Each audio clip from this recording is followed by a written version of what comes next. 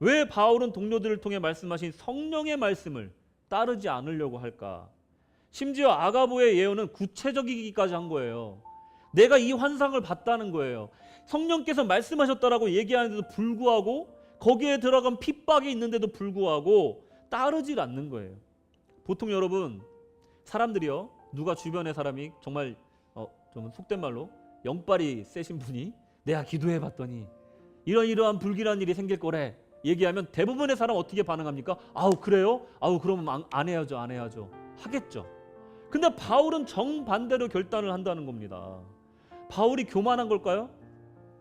아니면 바울이 영적으로 무딘 걸까요? 그것도 아니면 바울은 그냥 고집스러운 사람입니까? 우리가 바울의 결정을 이해하기 위해서는 앞장으로 돌아가서 바울이 어떤 상황이었는지 봐야 돼요. 고별 설교를 나눴던 이 밀레도에서의 시점으로 우리가 옮겨봐야지만이 바울의 행동을 이해할 수가 있습니다. 20장 23절, 오직 성령이 각성해서 내게 증언하여 결박과 환난이 나를 기다린다 하시니, 뭡니까? 제자들이 알기 전에, 아가보가 얘기하기 전에 이미 바울은 알고 있었던 겁니다. 이미 성령께서 바울에게도 말씀하고 계셨던 거예요. 근데 뭡니까? 해석의 차이가 있었던 거예요. 같은 말씀, 같은 환상을 주셨는데 그거를 해석하는 그 자세가 달랐던 거고 적용이 달랐던 거예요. 누군가는 들어가야 된다, 누군가는 들어가지 말라, 이렇게 상반되게 해석이 나오는 겁니다. 놀라운 일은 바울이 이 모든 것들을 알면서도, 이들의 마음을 또 이해하면서도 정말로 그 성령의 증언에 대해서 자기만의 확실함이 있었다라는 거예요. 성령의 그 증언은 한 번만 주신 게 아니라는 거예요.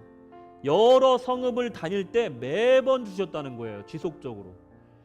그것은 예루살렘 앞에 바울에게 두 가지 음성이 들리게 되었지만 바울이 흔들리지 않았을 수도 있었던 이유라는 거예요. 아가보와 바울에게 주신 성령의 메시지는요, 그야말로 팩트 그 자체입니다. 예루살렘에 있을 신체 구속과 그리고 구금, 핍박, 고난, 이런 것들을 그냥 보여주신 거예요. 그것에 대한 적용이나 해석은 우리들의 몫인 거예요. 바울은 인간적으로 사랑하고 아끼는 동료들은 그가 상하고 고통당하는 것을 원치 않았기 때문에 만류한 겁니다. 당연한 겁니다. 바울은 그런 이들에게 울지 말라고 얘기를 해요. 그리고 내 마음을 아프게 하지 말라고 그래요. 그러면서 아무리 힘들어도 나는 가야 한다 라고 얘기를 합니다. 13절, 바울이 대답하되 여러분이 어찌하여 울어 내 마음을 상하게 하느냐?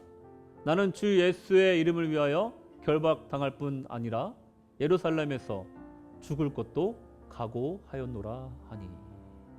아멘. 삶의 여러 형태로 성령님은 우리에게 말씀하십니다. 성령이 우리에게 보여주신 예언의 말씀은요, 그 어떤 지시가 담겨있지 않을 때도 있어요.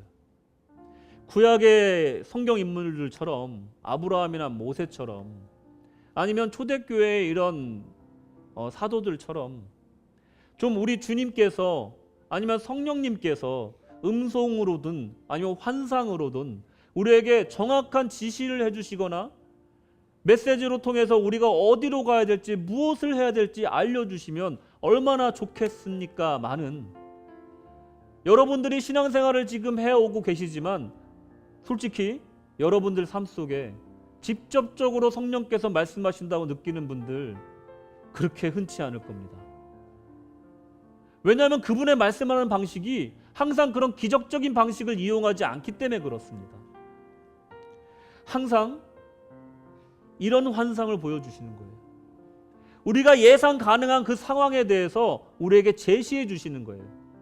내가 하나님 말씀대로 따랐을 때 우리에게 오게 될 손해나 아니면 내가 포기해야 될 부분에 대해서 충분히 우리가 예상 가능한 그 상황을 우리에게 주시면서 가겠느냐? 물어보실 뿐이지 가라고 말씀하시진 않는다는 거예요. 이게 함정이라는 겁니다. 어떤 사람들은요, 그 말씀을 잘못 이해해서 그 함정에 빠져서 주님 한 번만 양해해 주십시오. 이번엔 가지 않겠습니다. 근데 그 반대로 어떤 이들은 내가 비록 손해볼지라도, 내가 결박당할지라도, 내가 죽음의 위험이 있을지라도 저는 주를 위해 가겠나이다 하는 사람으로 이 적용과 해석은 나뉜다는 겁니다. 여러분, 성령의 음성을 들으려고 의뢰하는 것, 그것이 그저 단지 피지컬적으로 그 음성을 듣는 것이라고 착각하면 안 된다는 거예요. 그 음성을 듣고 그거에 대한 모든 손해와 모든 어려움들과 십자가를 감내할 각오를 하는 것이 그것이 듣는다는 행위라는 겁니다.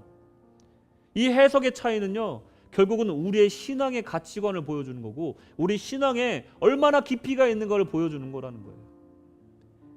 그저 겉으로 보여지는 신앙으로는 얼마든지 누구나 신앙이 좋아 보일 수 있습니다. 하지만 결정적인 순간에서 내가 주를 위해 십자가를 질 수 있는가?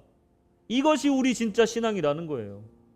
손해보는 길이어도 주님 만나러 가겠다. 내가 결박당할지라도 주님이 원하시는 그 길을 가겠다 하는 것이 진짜 신앙인 줄로 믿으시기 바랍니다. 주를 위해 각오하고 예루살렘으로 들어가겠다 하는 마음만이 우리 주님을 감동시킬 수 있고 그것만이 주님의 뜻이라는 겁니다.